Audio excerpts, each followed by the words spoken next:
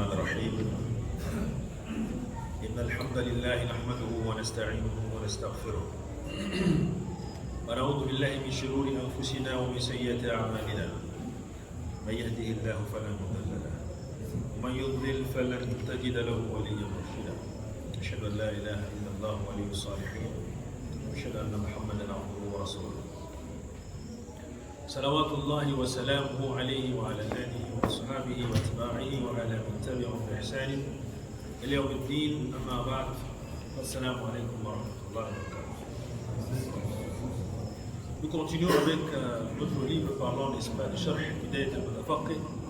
Cette explication, n'est-ce pas, qui nous donne les bases, le béaba, des notions sur la purification en général, afin, n'est-ce pas, d'adorer Allah dans les bonnes conditions.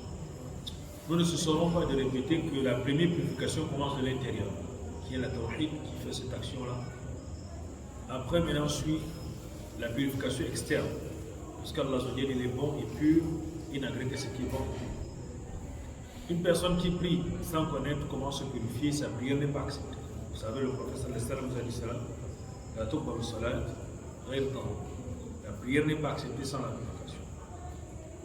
Il y a des personnes qui se battent dans la prière, ils fournissent des efforts considérables, mais ils ne comprennent pas certains aspects. Nous avons eu à parler, n'est-ce pas, du bain. Nous avons dit dans ce chapitre-là, il y a près de 5 articulations. Donc nous avons, n'est-ce pas, explicité. Le premier point, nous avons dit, Mujibat al-Ghusl, ce qui rend obligatoire le bain chez le musulman. Il y en a 5 éléments, il y a 5 choses. Et dans ces 5 choses, nous avons commencé d'abord par la sortie du mani, du sperme. Nous avons expliqué comment est-ce que ça se passe. Savoir, nous avons les 4 formes lorsque le sperme sort, n'est-ce pas, étant éveillé, comme étant, n'est-ce pas, endormi, lorsqu'on fait des rêves, que ce soit l'homme ou la femme, on doit se laver. On a expliqué, n'est-ce pas, le dernier hadith de la dernière fois, explicité, n'est-ce pas, cela.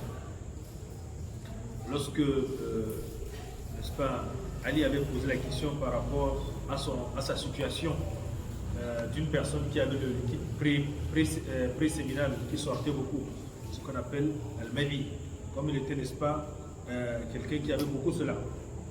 Alors, à chaque fois, vous savez, il y a des personnes comme ça, lorsqu'il se met un peu en érection, lorsqu'il pense à sa femme, ça sort directement au bout du prépuce.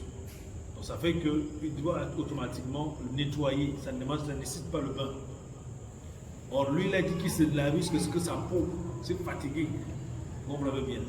Donc, je vous ai dit qu'il y a des jeunes ici qui se lavent 5 fois par jour, parce qu'ils ne connaissent pas. Il y a le liquide lymphatique, lui il est blanc, lorsqu'il y a le foie, ou lorsqu'on fait des efforts physiques, des fois lorsque vous allez uriner, ça sort aussi. Il y a d'aucuns qui pensent que ça implique la janaba. Moi, je vous ai dit que j'ai eu un jeune qui m'a posé la question, j'étais à la radio, il m'a posé la question par rapport à cela, il m'a dit qu'il se lavait 5 fois par jour. Il n'est pas loin d'Ali ibn Abi Talib, radiyallahu anhu, lorsqu'il a dit, كنت رجلا مذاء فجعلت أغتسل حتى تشقق جلد ظهري. Jusqu'à ce que la peau de son dos s'est déchirée, c'est-à-dire tellement il se lavait par jour, parce qu'il avait ça beaucoup. C'était quoi? Il ne connaissait pas. Mais lorsqu'il posa, n'est-ce pas, la question au prophète sallallahu alayhi wa sallam, فذكرت ذلك للنبي صلى الله عليه وسلم, j'ai donc posé la question au prophète, mais il a fait à travers une personne. Comme le prophète était son gendre, il ne pouvait pas dire directement. Il est passé par un sahaba qui a posé la question au prophète. Le prophète sallallahu alayhi wa sallam a dit, لا تفعل إذا رأيت المدي فاغسل ذكرك. Lorsque tu vois ce liquide gluant qui sort là, transparent là, lave ta verge, lave, n'est-ce pas, tout l'appareil, n'est-ce pas, et renouvelle tes ablutions. Ça ne nécessite pas le bain de janaba. يعني وضوءك للصلاة فإذا فضخت, souvent lorsque tu éjacules, n'est-ce pas, الماء, lorsque tu éjacules et que l'eau, le sperme sort, on sort par la diffusion. La deuxième, n'est-ce pas, des choses, des conditions, des raisons, des causes du grand bain, iltiqa'u al-khitanayni. Lorsque les deux sexes entrent en contact, c'est là où on s'était arrêté la dernière fois. La budda min taghayyubi al-hashafa. il faudrait qu'il y ait un contact entre le sexe mâle et le sexe femelle. Je vous ai dit, sawa'an, parce que le prophète sallallahu alayhi wa sallam l'a dit plus loin, lorsque les deux se rencontrent, même s'il n'y a pas éjaculation. Parce qu'il peut arriver où l'homme veut faire un acte sexuel avec sa femme, il commence à vouloir faire l'acte, et puis il y a un bruit, puis un téléphone ou une situation qui les pousse à interrompre. S'ils ne reviennent plus, ils doivent se laver tous les deux. Vous comprenez la situation? Ou l'homme peut même vouloir commencer, la femme lui dit Subhanallah, mes menstruations sont venues, même si je n'étais pas dit. Il n'est pas entré véritablement, il était à la porte. Mais il y a eu contact entre les deux, ou un peu bien, il y a eu contact entre les deux. En ce moment-là, il faut se laver. Donc, le prophète sallallahu alayhi wa sallam a dit إذا جلس بين شعبها الأربع ثم جهدها فقد وجب الغسل. Donc, ça c'est la qaïda sur ce hadith là qu'on a pris, رواه البخاري ومسلم وأبو داود وابن ماجه والنسائي وأحمد والدارمي. Tous ont rapporté ce hadith qui est authentique que lorsque une personne se positionne entre les deux jambes de la femme et il se met, il veut commencer l'acte intime, même s'il n'éjacule pas, il doit faire quoi? Il doit se laver. وعند مسلم وإن لم ينزل وكذلك إذا أتاها في يعني là ça c'est une pratique qui est interdite qui fait partie des actes qui sont selon l'islam ça amène même à la peine capitale. Vous savez qu'il y a des fois des gens dans la jahiliya, ou bien je vais appeler ça comment, dans leur période anti-islamique, c'est-à-dire lorsqu'ils n'étaient pas musulmans, vous savez dans certaines habitudes de certaines personnes qui sont, je vais appeler ça, qui sont dans la bestialité. Lorsque la femme est en de menstruation, il ne passe pas par la voie des menstruations, il passe par l'autre voie. C'est pour ça que le cheikh a parlé ici. Et si par malheur, une personne peut-être l'a fait sans le savoir, parce que vous savez que selon l'islam, c'est interdit, la femme ne doit jamais accepter ça. Vous comprenez bien. Il y a des gens qui vont dire à leur femme que non, moi je ne peux pas me retenir parce que je suis dans le besoin. La femme peut papoter, l'homme peut jouer avec l'homme. Vous comprenez bien. Jusqu'à ce qu'il arrive, il éjacule, en ce moment c'est lui seul qui va se laver. Parce que la femme, il n'y a pas eu contact sexuel entre elles. Vous comprenez bien. Les femmes des Sahaba à leur époque, les femmes du prophète l'ont expliqué, à leur époque, je ne suis pas en train de conseiller quelqu'un d'aller faire ça. Vous comprenez bien. Il faut qu'on soit clair. Elles s'attachaient très bien en bas, là. Elles portaient des, comme nous aujourd'hui, les collants bien serrés là. Avant d'aller se coucher avec leur mari, ils jouaient. Alors, ils jouaient avec leurs époux. Peut-être il y a des hommes qui ne peuvent pas supporter. Lorsqu'il avait une femme, s'il n'a pas peut-être 2 ou 3, c'est un autre problème. Lorsqu'il avait une femme et qu'il a une libido assez avancée, il y a des hommes comme ça, ils ont une libido très, n'est-ce pas, avancée, ils ne peuvent pas s'en sortir. Vous ne pouvez pas tomber dans ce qui est interdit. Il joue avec la femme jusqu'à ce qu'il arrive, n'est-ce pas, à éjaculer. La deuxième, n'est-ce pas, la troisième des choses, khuruj dam al-hayd. La sortie, n'est-ce pas, des menstruations chez la femme. Je viens à rappeler ici, je tiens à rappeler ici, il faut faire la part lorsqu'on parle du. Le sperme, on vous a dit que ça sort avec goût. Je vous ai expliqué le cas des rêves. Les rêves blanches, les rêves érotiques, les nuits blanches. Ça existe même chez les célibataires. Parce que le cours, si ça concerne beaucoup plus quoi, les maris. Mais même les célibataires peuvent écouter pour profiter parce qu'il y a les rêves érotiques qui arrivent même aux célibataires. Tu n'es pas marié, tu dors, tu rêves avec une femme que tu vois par la tête, mais tu arrives. Si tu te réveilles et que tu constates que c'est mouillé, vrai, c'est le sperme, tu vas aller te nettoyer, tu te laves le janaba. Mais si tu dors, tu rêves un rêve érotique, tu fais un rêve érotique, tu te réveilles, tu trouves qu'il n'y a rien, il n'y a pas sur toi le même. Même si tu as rêvé que dans ton rêve tu as éjaculé vrai, et que tu réveilles, il n'y a rien, c'est le prophète a dit Ida ra'atil ma. Si tu vois l'eau, si tu n'as pas vu l'eau, il n'y a rien sur toi, comme lorsque cette dernière était venue poser la question au prophète sallallahu alayhi wa sallam. Donc j'espère qu'on est clair là-dessus. Maintenant il y a les cas de menstruation. أي بخروج دم الحيض يجب الغسل لكنه لا يصح إلا بعد انقطاع الدم تماما ورؤية القصة البيضاء. La femme, lorsque ses menstruations commencent, elle a un état d'impurité. Elle ne peut plus avoir des relations avec son époux. Jusqu'à ce qu'elle voie quoi? Le liquide blanc. À l'époque du prophète sallallahu alayhi wa sallam, les femmes venaient poser la question au prophète pour savoir comment connaître que les menstruations sont finies. Le prophète montrait à Aïcha ce qu'il avait expliqué à Aïcha. Pour que Aïcha les explique en tant que femme. N'est-ce pas? Comment est-ce que ça se... On enfonce quoi? On prend un coton blanc, on envoie à l'intérieur. Lorsqu'on ressort le coton blanc, c'est clair, ça veut dire que les menstruations sont finies. Si elle envoie à l'intérieur que c'est rouge, ça veut dire qu'il y a encore les menstruations. Parce qu'il y a des femmes qui on les appelle les femmes sèches. Elles ne coulent pas beaucoup. Ces menstruations vont commencer comme petite seulement. Elle ne voit plus rien après. Elle va dire, Imam, est-ce que je peux faire les ablutions? Tu dis non, tu ne peux pas encore faire le bain. Envoie d'abord le coton, tu vérifies. Si tu envoies le coton, tu constates que c'est rouge passé. مفهوم يا جماعة؟ لقوله صلى الله عليه وسلم لفاطمة بنت أبي حبيش. Elle est venue trouver le prophète sallallahu alayhi wa sallam, cette dernière, radiallahu anha. Elle a donc expliqué la position du problème.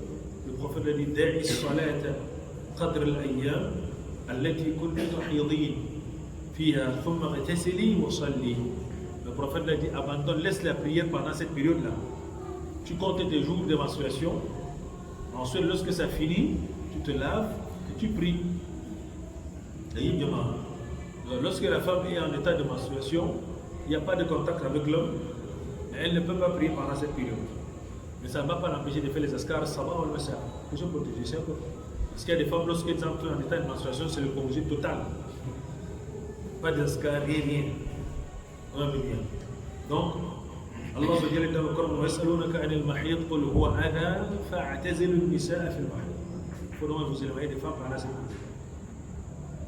La compréhension de nos prédécesseurs ou de nos parents à l'époque, lorsque la femme est en état de menstruation, on ne passe même pas. Ça, c'est la compréhension des gens même des livres. Ce que vous lisez dans les Anciens Testaments, dans les Anciens livres, vous pouvez ça. Donc, à l'époque, lorsque la femme est en état de menstruation, même son repas, les gens ne mangeaient pas. Vous savez ça? Notre père qui est là, je peux vous dire, même son repas, elle ne doit même pas passer. C'était la mauvaise compréhension de quoi? Les textes. Le prophète dormait avec ses femmes qui sont en état de quoi? Menstruation, on dorme dans le même lit. On dit non, il ne faut pas vous aimer. Non, il n'y a rien. Ce n'est pas que son corps qui devient impur. C'est une période pendant laquelle elle ne peut pas spirituellement prier, ni jeûner, ni avoir les relations intimes avec qui? Avec l'homme. Il y a aussi une autre erreur que certains font. C'est des sœurs qui vont expliquer leurs problèmes. Suivez très bien les mariés. Il y a des hommes qui, comme eux, qui connaissent les menstruations de leur femme. Lorsqu'il sait que la femme sera pure demain c'est quand? Samedi. Il sait que la femme sera pure demain ou trop tard, samedi, avant Soubila, elle sera pure. Le bon monsieur n'attend même pas que c'est là. Dès qu'il voit son calendrier, c'est pur, il y a là. Il ne suit pas la bouche suprême, n'est-ce pas? C'est un péché, diamant. Il y a beaucoup de sœurs qui vont signaler ce problème avec leurs enfants. Que lorsque le gars a dit que ce n'est pas déjà propre, tu as vérifié, non? Il y a là. Tu vas faire une fois le double pain. Attention. Allah a dit dans le Coran, ويسألونك عن المحيض قل هو أذى فاعتزلوا النساء في المحيض ولا تقربوهن حتى يطهرن jusqu'à ce qu'elles deviennent pures. Comment est-ce qu'elles deviennent pures? Oui, c'est lorsque les menstruations finissent. Après quoi? Leur bain. Elles sont capables, n'est-ce pas, puisque même si ces menstruations finissent et qu'elles ne s'est pas lavée, est-ce qu'elle est déjà pure? Non. Là, il faudrait qu'elle fasse d'abord son bain avant de faire quoi? Avant de pouvoir prier. Ça, c'est un détail, ça concerne les maris, ils connaissent ce que je suis en train de dire. Qu'Allah préserve ceux-là qui faisaient ça dans l'ignorance, parce que ça demande même une kafara, ça demande même de payer. Il y a même un prix à payer pour ça, un kafara. Parce que c'est un péché, parce que lorsque tu le fais pendant cette période-là, c'est un péché. Donc, très attention. Donc, Le prophète sallallahu alayhi wa sallam l'avait dit لقوله فقوله صلى الله عليه وسلم اغتسلي وصلي دليل على إيجاب الغسل عليها. Donc ce hadith là montre qu'il faut, n'est-ce pas, se laver, il faudrait que la femme se lave d'abord avant de prier, avant que l'homme ait accès, n'est-ce pas, à cette dernière. Maintenant, il y a des femmes qui ont les menstruations un peu longues. Je ne souhaite pas un homme marié d'aller tomber sur une femme, sauf si c'est un homme qui est patient. Parce qu'il y a des femmes qui ont jusqu'à plus de 10 jours de menstruation. Vous savez ça? C'est-à-dire qu'elle est plus là pendant au moins 12, 13 jours. Donc tu es là, tu regardes seulement le plafond. On veut bien. Mais il faut être hyper patient. On veut bien. Donc, est-ce que la femme peut régler plus que 15 jours là? Si une femme a des menstruations, les menstruations de la femme ne dépassent jamais combien? 15 jours. Si c'est qu'après 15 jours ça continue à couler, ça devient la ménorragie, c'est la maladie. Elle doit se purifier. Après les 15 jours, elle prie. On veut bien. Elle va maintenant à l'hôpital chercher quoi? Le traitement. Ça est devenu une maladie, ce n'est plus simple. Vous comprenez bien? C'est une précision que je peux avoir. En quatrième cause qui implique, n'est-ce pas, le même, la sortie des lochis. La dame nifas, c'est le sang des lochis, lorsque la femme accouche. C'est pour ça qu'il a dit, c'est aussi une catégorie de quoi? Des menstruations chez la femme. Mais ça sort après quoi? Après l'accouchement. لأنه صلى الله عليه وسلم أطلق اسم النفاس على الحيض.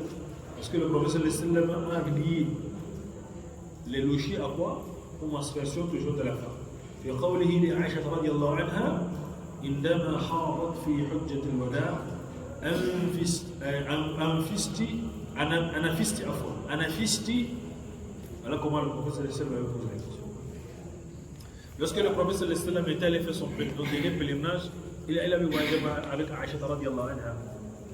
Arrivé à la Mecque, commencer le pèlerinage, ses menstruations commençaient. Elle était triste. Le prophète lui dit que ça c'est une sunna, c'est naturel aux filles d'Adam alayhi salam. Elles ont cela. Faites tout sauf quoi? Sauf le tawaf. Et le prophète a demandé à Aïcha lui posant la question, anafisti, c'est-à-dire tu as vu tes sangs de lochi, c'est-à-dire que c'est une manière de parler que les lochis sont comparables à quoi? Le sang de menstruation, c'est-à-dire que lorsqu'une femme est en état de lochi, elle a la même loi de la femme qui est en état de menstruation. Elle ne prie pas, elle ne jeûne pas, elle n'a pas de relation intime avec son époux, jusqu'à ce qu'elle devienne pure. Le prophète l'a demandé d'aller rester à la zone qu'on appelle Tani'im, à la Mecque. C'est quelques kilomètres, dans la Mecque toujours un peu loin. Et on a construit une mosquée qu'on appelle Masjid al-Tani'im, qu'on appelle Masjid Aïcha radiyallahu anha. Cette mosquée existe. C'est aussi un miqat pour les gens qui sont à la Mecque.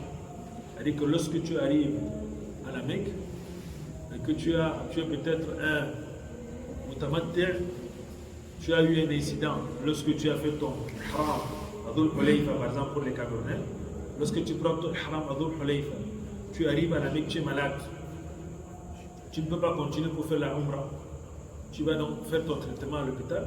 Lorsque tu finis, tu vas maintenant prendre ton miqat de où c'est où, hein? Masjid al-Tani'im. Tu te laves à l'hôtel, tu portes ton ihram, tu vas à Tani'im, ce qu'on appelle Masjid Aïcha, c'est là où elle était assise elle était dans sa tente, avec son chameau là-bas pour attendre qu'elle soit pure. Le prophète l'avait demandé de patienter là-bas, on a construit une grande mosquée. Donc à ce niveau-là, qu'elle s'était lavée avant de prendre l'intention de la talbiya pour venir faire sa umrah. C'est-à-dire que lorsque tu es à la Mecque, tu vas donc là-bas, tu fais ton intention là-bas, labbaik Allahumma umratan, tu lances de là-bas, labbaik Allahumma labbaik, tu rentres, n'est-ce pas, hein, au centre de la Mecque pour aller à la Kaaba pour faire ton umrah. Donc le prophète sallallahu alayhi wa sallam a montré dans lorsqu'il y a les sangs de lochi, les lochis également chez la femme ne doivent pas déborder un délai. D'après certains mazahib, n'est-ce pas, comme les Hanabila, les Shafi'iyya, ça ne dépasse pas 40 ans. Mais c'est Malikiya, il y a allé très loin, il y a une parole qui parle de 60 ans. Parce qu'il y a des femmes qui ont les lochis longs. Mais d'une manière générale, ça ne doit pas dépasser combien? 40 ans. Parce que si ça dépasse ce nombre-là, il faut que la femme cherche le traitement à l'hôpital, c'est devenu notre problème. Il y a un autre aspect, le retour de couche des hommes mariés. Vous savez que des fois, lorsque la femme accouche, son retour de couche va prendre du temps. C'est pour certaines femmes. Certaines femmes tapent même 6 mois. Elles ne voient pas ces menstruations. Vous savez ça? Pour les hommes mariés. Aïe, ouais. Mais alors, l'hôpital te dit qu'il faut faire attention. Si tu touches là, alors là, tu peux encore attraper, elle peut encore attraper la grossesse pendant qu'elle est en train d'aller voir l'enfant. Bon, ça concerne les mariés. Je ne peux pas trop entrer dans certains détails. Parce que les célibataires sont en train de me regarder là, ils ne comprennent pas la couleur. Le cinquième point, Islam ou le kafir. C'est-à-dire que lorsque un non-musulman, une personne qui n'est pas musulmane, embrasse l'islam, il doit faire le bain. Ce qu'on appelle le bain d'entrée à l'islam. وجوب الاغتسال الكافر إذا أسلم وهو راجح. Ça c'est la vie unanime des savants. وهو مذهب مالكية وأبي ثور، n'est-ce pas؟ وابن المنذر لحديث قيس بن عاصم رضي الله عنه الذي أمر النبي صلى الله عليه وسلم حين أسلم أن يغتسل بماء وسدر. Regardez bien.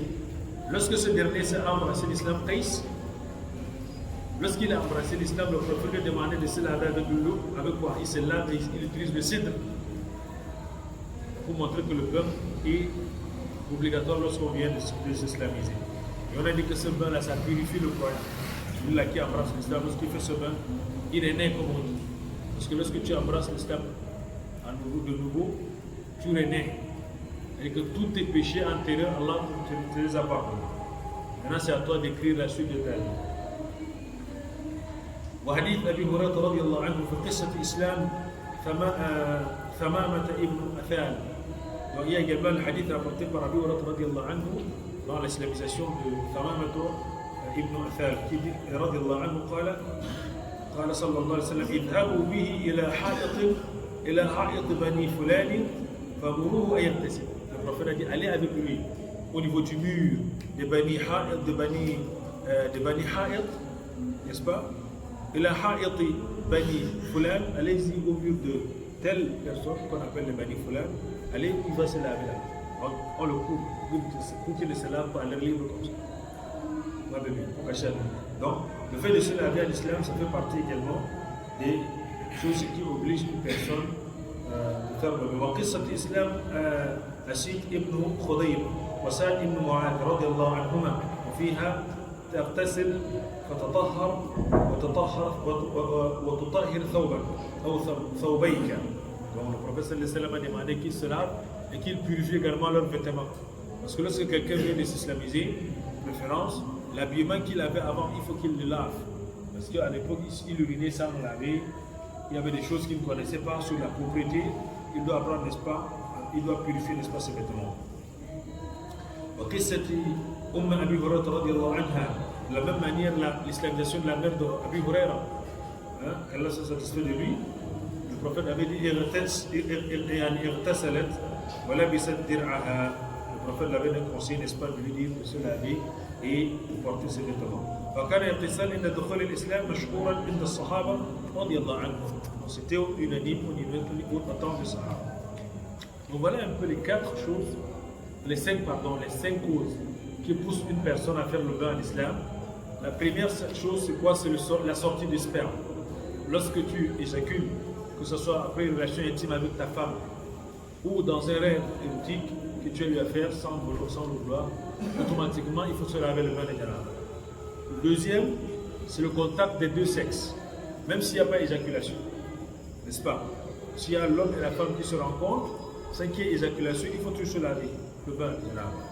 La sortie de menstruations, la sortie du sang de l'oshi, et également l'islamisation le bain, c'est-à-dire lorsqu'une personne qui n'était pas musulmane s'islamise. La deuxième grande articulation, les conditions, n'est-ce pas, qui rendent obligatoire, n'est-ce pas, qui rendent authentique les conditions qui authentifient le bain, qui rendent que le bain est authentique, il y en a jusqu'à 7. Voilà, lorsque tu veux te laver, qu'est-ce qu'il faut déjà savoir pour que ton bain soit comment? Soit valable. Qu'est-ce qu'il faudrait faire? La première des choses, comme il a dit, قوله شروط صحة الغسل 7 وشروط صحة الغسل هي شروط صحة الوضوء. قد سبق الكلام عليها هناك فأغنى عن إعادتها. C'est les mêmes conditions que les 7 conditions pour les ablutions. La première des conditions, c'était quoi? Inqita ma yujibu. Voilà. Ce qui est obligatoire doit s'arrêter. Qu'est-ce qui va s'arrêter? Par exemple, comme le cas pour le bain. Qu'est-ce qui peut rendre le bain licite? Lorsqu'une femme est en état de menstruation, est-ce qu'elle peut se laver à l'instant? Il faut que le sang s'arrête avant de se laver. N'est-ce pas? De même le logis.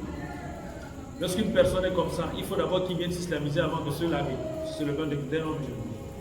De la même manière, quelqu'un qui n'a pas de sperme qui est sorti sur lui, est-ce qu'il doit se laver?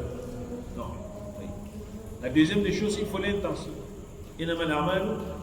Lorsque tu viens pour faire ton bain de ghusl, il faut intentionner. Il faut faire l'intention de ton bain pour entrer en islam.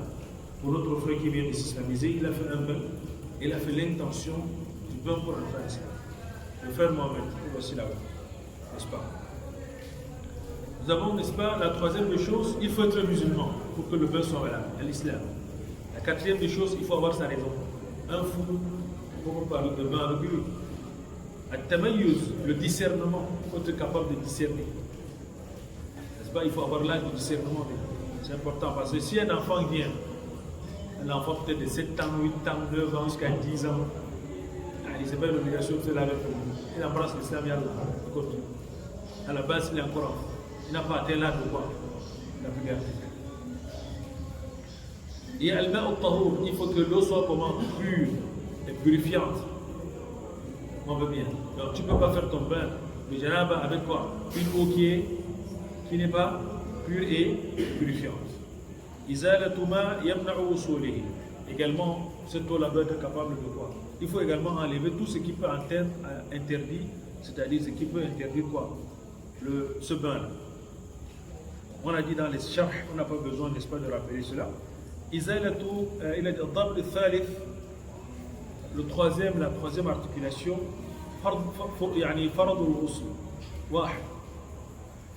l'obligation, ou bien ce qui rend l'obligation, le pilier phare du bain, il y en a un seul. C'est quoi? L'objectif du bain, c'est quoi? Il faut que tout le corps soit mouillé. C'est ça qu'on appelle bain de ghusl en islam. C'est-à-dire que si on veut parler de bain en islam, il faut que tout ton corps soit comment? Oui. Ça veut dire si tu vas aller faire des demi-toilettes, est-ce que c'est le bain là-bas? Tu vas te laver seulement les aisselles, les parties intimes, comme certains se lavent là. Est-ce que c'est le bain là-bas? Non. Le bain, proprement dit en islam, doit être un bain qui doit mouiller tout le corps. C'est pour ça qu'il a expliqué ici dans le charh. Il dit il faut que tout le corps soit mouillé, même les têtes qui ont les cheveux. Par exemple, comme les femmes qui ont beaucoup de cheveux, il faut que l'eau touche pas la racine de tes cheveux. De même, notre frère, lorsque tu te laves, rassure-toi que l'eau a touché quoi? La racine de tes cheveux. Donc pourquoi? Parce que c'est les parties les plus inaccessibles, c'est-à-dire les plus difficiles d'accessibilité. C'est pour ça que lorsque le prophète sallallahu alayhi wa sallam expliquait aux femmes comment se laver, comme le cas d'Asma bint Abi Bakr, le prophète l'avait expliqué comment tu dois faire ton bain. C'est pour ça qu'on déconseille par exemple le bain de janaba. Lorsque la femme finit ses menstruations, si elle a les nattes compliquées, elle doit se dénatter. Parce qu'il faut laver les cheveux. C'est différent avec le bain de janaba simple qu'elle peut avoir après les relations intimes avec son homme. Le bain de fin de menstruation, il faut que la femme lave ses cheveux. C'est ce que le prophète a demandé à qui? Asma bint Abi Bakr, de faire ce bain en lavant ses cheveux avec les cèdres pour qu'elle sente bon à côté de qui? Son époux. C'est la raison pour laquelle les ulémas aujourd'hui, ils ont fait l'extension en disant que la femme peut laver même ses cheveux avec le shampoing pendant cette période-là. Comme on a les shampoings aujourd'hui. C'est ça qui remplace le cèdre. Lorsqu'elle vient pour faire son bain là, elle lave ses cheveux là avec quoi? Avec du shampoing pour sentir bon à côté de qui? Nous les hommes on aime le bon parfum, hein? Le parfum des oreillers, le parfum de lit, le parfum, un peu de tout là, n'est-ce pas? Mais toi aussi l'homme il faut être bon, propre. Parce qu'il y a des frères ici qui aiment souvent exiger qu'on ait imam et toi-même tu fais quel effort? Hein? Donc on a dit وهو أن ينوي également وهو أن ينوي ثم يسمى ثم يعمم بدنه بالغسل مرة واحدة والمضمض والاسترشاق والأدلة على فرضية تعميم البدن بالماء. Donc il dit, dans les habitudes, n'est-ce pas, du prophète sallallahu alayhi wa sallam, il faut d'abord commencer par quoi? Par l'intention. Dans les ta'mim al-jasad, il faut commencer par l'intention d'abord. Par la suite, tu dis Bismillah. Tu vois un peu bien. Tu fais d'abord ce qu'on appelle ثم يعمم بدنه بالماء. Par la suite, tu remplis, tu mouilles tout ton corps avec de l'eau. مرة واحدة, une fois. Comment est-ce que le prophète lui se lavait? Sallallahu alayhi wa sallam. Il y a beaucoup de riwayat qui sont comme ça. Lorsqu'il partait pour se laver ce bain de janaba, Aïcha a amené une calebasse pleine d'eau, n'est-ce pas? Arba'at amdad, donc 4 moutes comme ça. Parce que le prophète ne se lave pas avec beaucoup, parce qu'il faut éviter ce qu'on appelle le gaspillage. Il commençait d'abord par faire quoi? Il lavait les parties intimes touchées avec la main gauche. Il lavait bien ces parties-là. Dès qu'il finissait de laver, il frottait au sol sa main. Parce que le sperme peut rester où? Entre les deux mains. Il y a une hikma dans le fait de frotter la main avec quoi? Au sol, parce que c'était le sable à l'époque. Or de nos jours, on peut avoir de la ponceuse métallique ou bien si ton mur, comme il y a les carreaux partout, il utilise quoi? Il utilise une ponce. Parce que le sperme peut rester entre quoi? Lorsqu'il le faisait ainsi, il commençait par faire les ablutions. Comme les ablutions de la prière. Il termine ses ablutions. Par la suite, il prend de l'eau, il versait sur sa chevelure, parce que le prophète avait de longs cheveux. Il lavait et il nettoyait les doigts là, entrés dans sa barbe qui était épaisse. C'est pour ça que lorsque tu as une barbe, lorsque tu te laves, tu grattes pour que l'eau puisse toucher quoi? La racine de ta barbe, même les racines de tes cheveux. Et il le lavait derrière les oreilles, là, il lavait 3 fois. Il lavait son côté droit, en passant les mains dans les aisselles, le nombril, les parties cachées derrière les genoux, les parties que les gens négligent. Il lavait bien, l'eau passait également entre les jambes. Il passait la peine de verser l'eau, toucher bien entre les jambes. Il évitait de toucher son appareil avec la paume de main, parce qu'au début, il a nettoyé ça. Donc, il versait automatiquement l'eau sur ça. Et de même, il lavait le côté gauche, même, il touchait le nombril, il s'est rassuré que toutes les parties étaient touchées, il rinçait ses 2 pieds. Qu'est-ce qu'il faisait avant de rincer ses 2 pieds? Comme l'eau versait sur le sol, et c'était du sable, il se décalait un peu. Il décalait un peu. Comme c'est vu dans le hadith, et il lavait maintenant ses pieds. Mais or, nous, l'eau coule, non? Ce n'est pas un problème. Comprenez bien. Nos toilettes modernes aujourd'hui, lorsque tu entres, lorsque tu laves les parties intimes avec l'eau, avec la main gauche, il faut verser l'eau pour que l'eau qui est sale la parte, avant de commencer à faire quoi? Les ablutions. Vous comprenez bien. Donc voilà, et puis, khalas, il sortait avec quoi? Les pieds lavés, les ablutions qu'il a fait là-bas, il pouvait aller prier avec. Tamam jama'a. Voilà le wa in kuntum junuban fatahharu ay ightasilu. Lorsque vous êtes en état de janaba, ightasilu, lavez-vous. Comprenez bien. وقوله تعالى ولا تقربوهن حتى يطهرن يعني حتى يغتسلن. Voilà la position de ceux-là qui anticipent avant que la femme se lave là. Comprenez bien. Allah nous a dit ولا تقربوهن حتى يطهرن يعني أي يغتسلن. Parce que ce qu'elle se lave. Vous savez, l'islam est basé sur la propreté, sur tous les aspects. La purification, vous savez, l'eau a un impact considérable sur la purification du corps. Et l'islam est strict à ce niveau. Donc, il y a beaucoup de dalils qui sont venus sur cela. ولا جنبا إلا عابري سبيل حتى تغتسلوا. وهذا دليل على أن المراد بالتطهر الغسل. وحقيقة الغسل غسل الجميع الأعضاء. Donc il faut laver tout le corps. Les Sahaba, lorsqu'ils voyageaient, qu'est-ce qui s'est passé? Lorsqu'ils arrivaient devant une rivière et qu'il veut se laver, ce bain de janaba, il fait les ablutions d'abord en bordure de l'eau comme ça. Il finit ses ablutions. Dès qu'il termine, il plonge. Bismillah, il plonge dans l'eau. L'objectif est que tout le corps soit mouillé. C'est ça l'objectif. Donc si tu as une douche moderne, lorsque tu fais tes ablutions, tu ouvres ton grand robinet, là on appelle ça comment là? Les gros français là. Hein? La colonne de douche là. Hein? Tu ouvres ça. L'eau est là, tu peux maintenant prendre quoi, l'eau avec tes deux mains, tu verses sur ta tête, tu laves avec ta tête. Ou tu peux placer directement ta tête, tu laves. L'essentiel que ce soit bien mouillé. Tu laves maintenant la partie droite, tu laves la partie gauche. L'eau doit toucher tout ton corps, même le dos. C'est ça l'objectif. Et si par malheur tu oublies, tu touches, tu freines encore l'appareil avec la paume de main, ton bain est valable, tu reprends seulement quoi? La blessure. En fond, diamant. Et vérifiez vos femmes aussi si elles connaissent bien c'est votre devoir pour les hommes. Aïwa. C'est pour ça que le prophète lui s'est lavé avec quoi? Ses épouses, ce sont elles qui nous rapportent le bain du prophète sallallahu alayhi wa sallam. Bien que nous, on n'a pas encore le courage de laisser laver avec nos épouses, mais prenez la peine de vérifier si elles connaissent cela. D'ailleurs, je pense que c'est déjà l'heure de la prière. On va s'arrêter au hadith Al-Maïmouna radiyallahu anha. Il y a le hadith qui est rapporté par Maïmouna.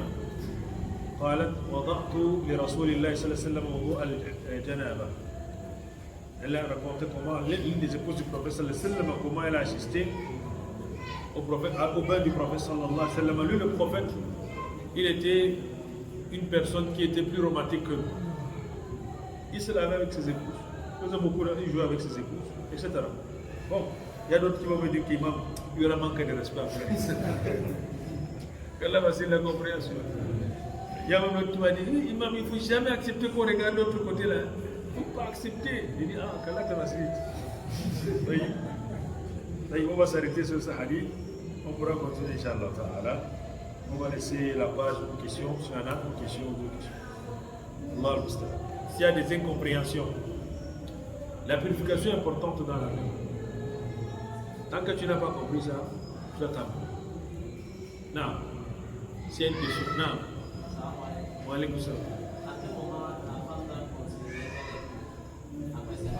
C'est lorsqu'elle envoie le coton blanc, elle voit que c'est clair. Ou si elle voit la sortie de ce liquide blanc, un liquide blanc sorti d'un peu brillant. Ou soit si elle envoie elle-même le coton. Parce que les menstruations ont leurs couleurs. Les menstruations ont de 5 couleurs différentes. Jaunâtre, rougeâtre, terre, etc. Pourpre, etc. Non. Allez, vous savez.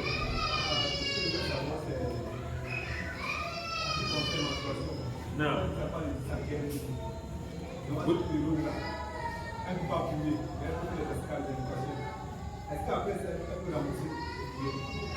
Après les menstruations, là.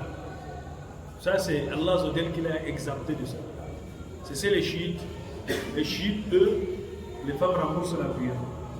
Dans la chia. Et ça c'est légalement pour eux. Et ce n'est pas les gens qui sont dans la région. Allez, vous savez. Par exemple, une femme, elle a fait l'amour avec son mari. Elle s'est retardée un peu pour faire le janaba. Subitement, la menstruation arrive. Oui. Là maintenant, pour se laver, elle va faire deux anias. Oui, le moment venu, oui, ça va lui suffire les deux anias avec un seul verbe. C'est toujours le janaba. Donc, est-ce que sans savoir, sans être à l'état de on peut faire le gland ou une forme de protection pour sortir de la maison? Non. De préférence, il faut le faire le vendredi. On peut se laver avec l'eau, le savon. Mais le bain même proprement dit, on le fait en fonction des périodes qui ont été prescrites. De préférence. Vous n'êtes pas innové. Vous n'êtes pas fait une innovation dans la région. Il faut faire ça en fonction des périodes. Le vendredi, on le fait chaque vendredi, on fait ce bain. Avec l'intention du bain de vendredi. Après, les relations intimes avec son épouse, les jours de deux fêtes, fête de fin de Ramadan, fête de sacrifice, on fait ce bain. C'est l'intention qui diffère. Allahu a'lam wa a'lam. سبحانك اللهم وبحمدك اشهد ان لا اله الا انت استغفرك واتوب اليك. السلام عليكم ورحمه الله.